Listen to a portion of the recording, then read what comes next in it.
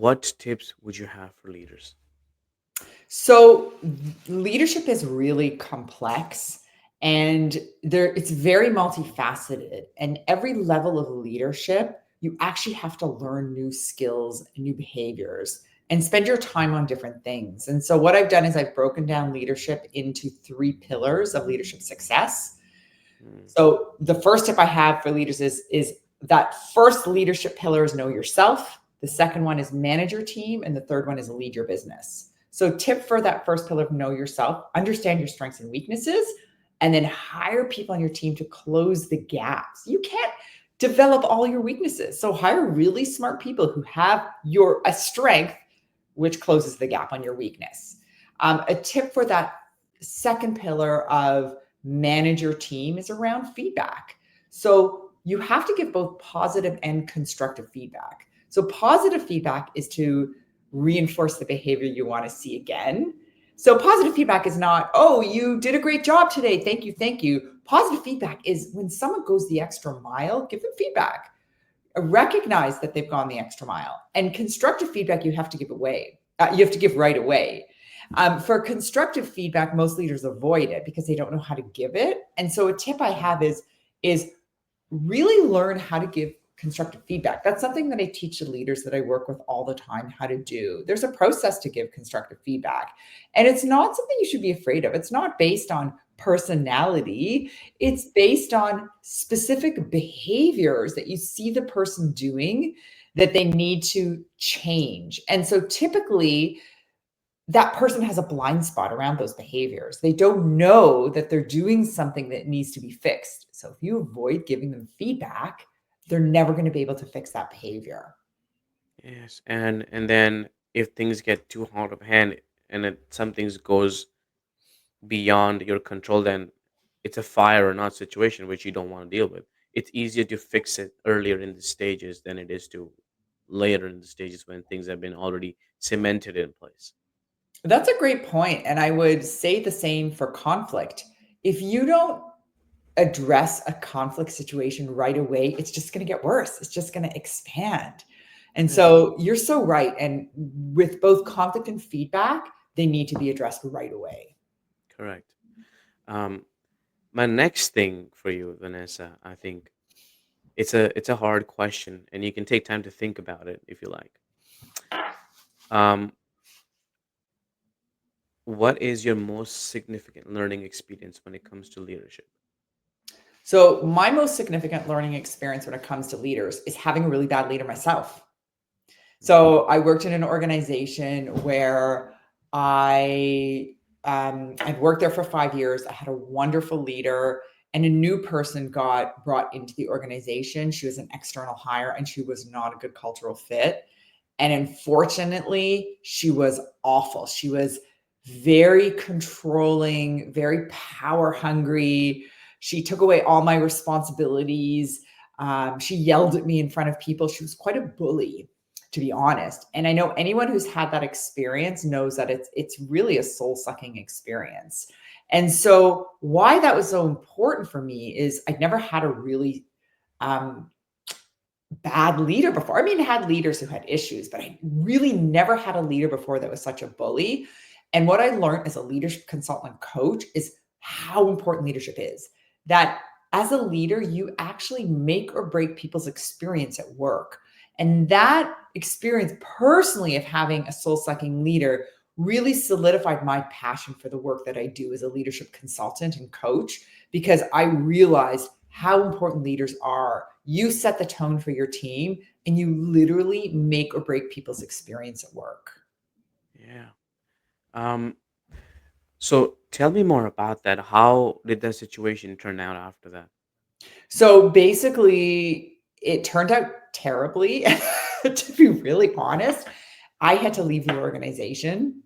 Mm, And so I did. And it took me 2 or 3 months just to what I call defrost mm-hmm. because it was such a challenging experience for me. And when I speak to leaders or people, individuals who are going through an experience like that right now, I always explain to them what defrosting means, right? Because when you've gone through a soul-sucking experience like that, it's really detrimental to your mental health and well-being. And I actually became like depressed. I'm a very upbeat person, but the thought of going into work every day and working for this terrible leader just was so bad for my mental health. So it took me some time to really defrost and gain my strength back and gain my confidence back.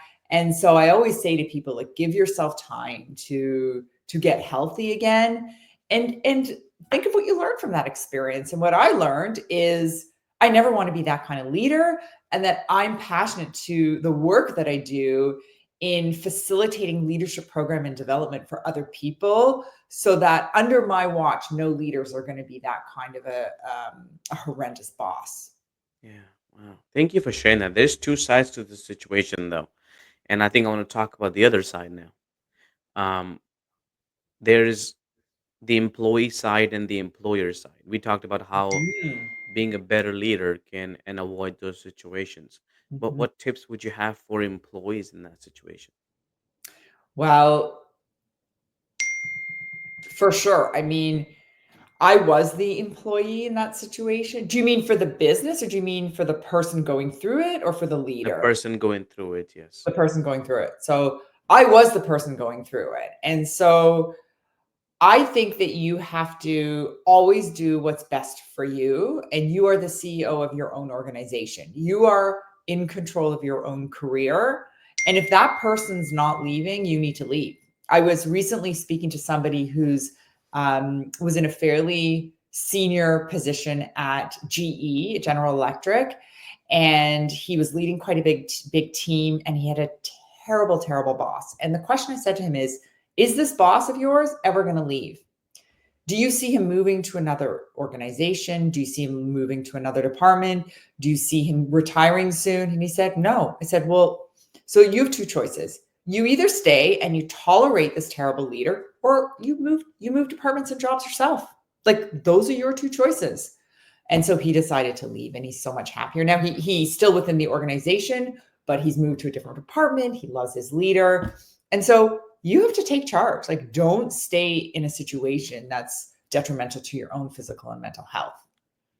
I recall a time where I was living on the East Coast in Virginia, and I had a similar situation where um, maybe I was at a fault too, or maybe my boss, but the environment that was created, it wasn't healthy, and Mhm. um, I felt like that the people, um, their goal was to secure their job instead of progressing uh, the company as a whole, and that sucked the life out of me. Like I would go and uh, go work. I was like, every time I would go, my goal would be like, hey, I want to do these tasks so then in the future this can be automated. Then I can move on to something better when I can do something better. But I think that was not the mentality for my leaders at that time. They wanted to stay there and not be replaced. And I would go there and that would suck the life out of me and I would not be happy. I would just and that affects to a great extent. And there's a lot of parts to it. So I've been there. I've been Yeah. there so I understand what people can go through and I understand what you went through. Yeah. It's Thank you for amazing how many people have been in that situation before. It really is. yeah. It's how it we gotta have better leaders. We gotta have and employees who need to do right for them as well. Most people don't have the courage to actually take a dis and take a stand. They have to choose between paying the bills next month or their mental health, and most people choose wrong most times. Oh, for sure. And the problem is in most organizations is that leaders are promoted without training or education. Really. So, yeah, many times. They're like, "Oh, you're good at," let's take, for example, an engineer. You're really good at your job as an engineer. Now you're gonna lead an engineering team. Guess what? It's a different job. Mm, It's a different job. So when organizations promote someone into a leadership role, they have to train them how to do that. How do you coach? How do you give feedback? How do you delegate? How do you hold people accountable? Right? All of those are very critical parts of leadership But many people are promoted into leadership roles without any coaching or training on how to do those things. Thank you for being here today. I'm really happy that you tuned in to Vision Pros Live. I'm looking forward to seeing your reactions as these episodes continue to move forward. This is going to get more and more fun. We'll have more and more engagement as well. We'll invite people to participate in the show. And thank you for giving us your time and attention. Have an excellent time building out your vision and becoming a vision pro yourself.